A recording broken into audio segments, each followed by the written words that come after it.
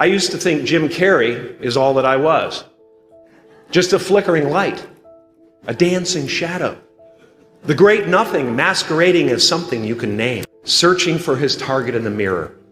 Wounded only by my own arrows. Begging to be enslaved. Pleading for my chains. Blinded by longing and tripping. Now fear is going to be a player in your life. But you get to decide how much. You can spend your whole life imagining ghosts, worrying about the pathway to the future, but all there will ever be is what's happening here, and the decisions we make in this moment, which are based in either love or fear. So many of us choose our path out of fear disguised as practicality. What we really want seems impossibly out of reach and ridiculous to expect, so we never dare to ask the universe for it. I'm saying I'm the proof that you can ask the universe for it. My father could have been a great comedian, but he didn't believe that that was possible for him. And so he made a conservative choice. Instead, he got a safe job as an accountant. And when I was 12 years old, he was let go from that safe job. And our family had to do whatever we could to survive. I learned many great lessons from my father, not the least of which was that you can fail at what you don't want. So you might as well take a chance on doing what you love. I watched the effect of my father's love and humor and how it altered the world around me.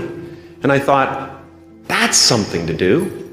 That's something worth my time. What's yours? How will you serve the world? What do they need that your talent can provide? That's all you have to figure out. As someone who's done what you're about to go and do, I can tell you from experience, the effect you have on others is the most valuable currency there is. Everything you gain in life will rot and fall apart, and all that will be left of you is what was in your heart. The only one I hadn't freed was myself, and that's when my search for identity deepened. I wondered who I'd be without my fame. Who would I be if I said things that people didn't want to hear? Or if I defied their expectations of me? You already know who you are. And that peace that we're after, lies somewhere beyond personality, beyond the perception of others, beyond invention and disguise, even beyond effort itself. You can join the game, fight the wars, play with form all you want, but to find real peace, you have to let the armor go. Your need for acceptance can make you invisible in this world. Don't let anything stand in the way of the light that shines through this form. Risk being seen in all of your glory. One of the ways I free myself from concern, a way to stop the world through total mental, spiritual, and physical involvement. But even with that comes a feeling of divine dissatisfaction. Because ultimately, we're not the avatars we create. We're not the pictures on the film stock. We are the light that shines through. All else is just smoke and mirrors, distracting, but not truly compelling. I've often said that I wished people could realize all their dreams and wealth and fame, and so that they could see that it's not where you're going to find your sense of completion. Like many of you, I was concerned about going out into the world and doing something bigger than myself, until someone smarter than myself made me realize that there is nothing bigger than myself. Now I'm always at the beginning.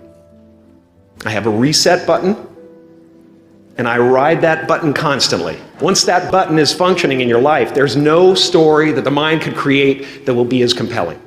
The imagination is always manufacturing scenarios, both good and bad, and the ego tries to keep you trapped in the multiplex of the mind. Our eyes are not viewers, they're also projectors that are running a second story over the picture that we see in front of us all the time. Fear is writing that script, and the working title is, I'll Never Be Enough.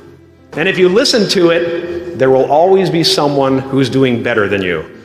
No matter what you gain, ego will not let you rest.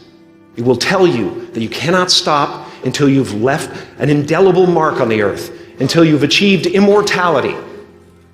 How tricky is this ego that it would tempt us with the promise of something we already possess?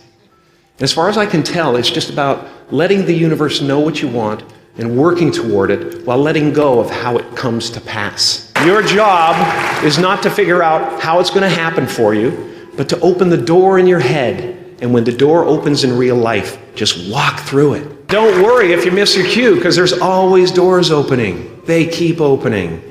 And when I say life doesn't happen to you, it happens for you, I really don't know if that's true. I'm just making a conscious choice to perceive challenges as something beneficial so that I can deal with them in the most productive way. You'll come up with your own style. That's part of the fun. Oh, and why not take a chance on faith as well? Not religion, but faith. Not hope, but faith. I don't believe in hope. Hope is a beggar. Hope walks through the fire and faith leaps over it.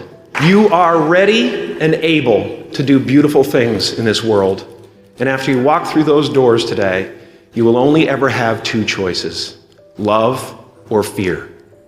Choose love, and don't ever let fear turn you against your playful heart.